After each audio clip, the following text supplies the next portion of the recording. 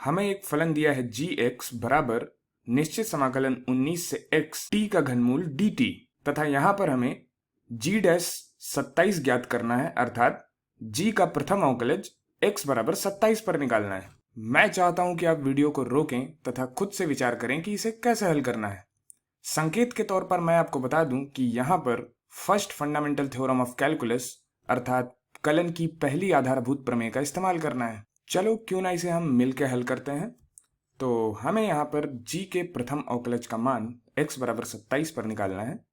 तो हम पहले यदि g का अवकलज ज्ञात कर लें, फिर x बराबर 27 रखेंगे तो हमारा उत्तर आ जाएगा।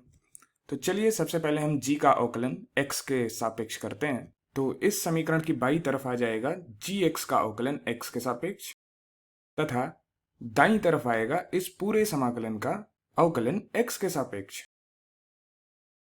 यहां पर हमें सीधा दिखता है कि बाईं तरफ हमें मिलेगा gx का अवकलज अर्थात g डैश x और यह बराबर होगा इस पूरे समाकलन के अवकलज के। तो इसको ज्ञात करने के लिए हम सोचते हैं first fundamental theorem of calculus अर्थात कलन की पहली आधारभूत प्रमेय के बारे में। इसको यहां साइड में लिख लेते हैं, कलन की पहली आधारभूत प्रमेय।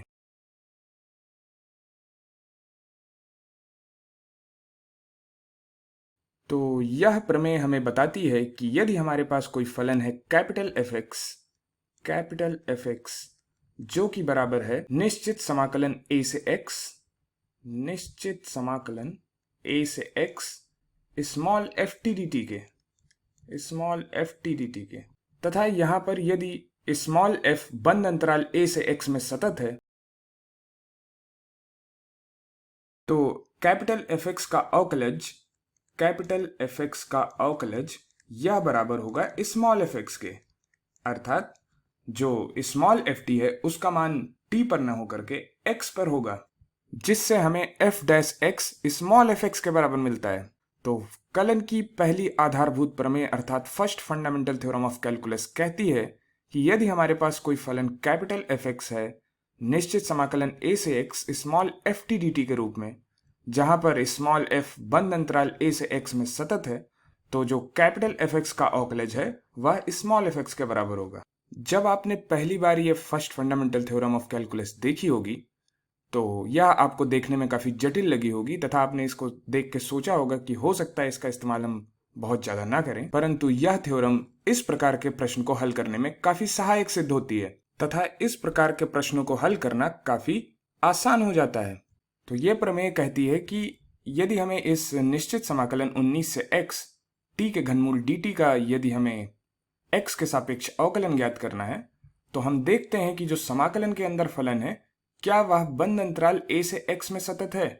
तो यह फलन चूंकि t का घनमूल है इसलिए यह 19 से x बंद अंतराल में सतत है। यहां तक कि हम x का कोई भी मान लें उसके लिए भी यह फलन सतत है। तो हम कह सकते हैं कि यह शर्त यहाँ पर पूरी होती है। अब यदि हम दिए गए प्रश्न की तुलना प्रमेय के कथन से करें तो हम पाते हैं कि जो कैपिटल एफ एक्स है वह स्मॉल जी एक्स है यहाँ पे, तथा यहाँ पे जो स्मॉल एफ टी है वह यहाँ टी के घनमूल के बराबर है। तो कथन कहता है कि यदि स्मॉल एफ बंद अंतराल a से x में सतत है तो कैपिटल एफ एक्स का अवकलज स्मॉल एफ एक्स के बराबर होगा।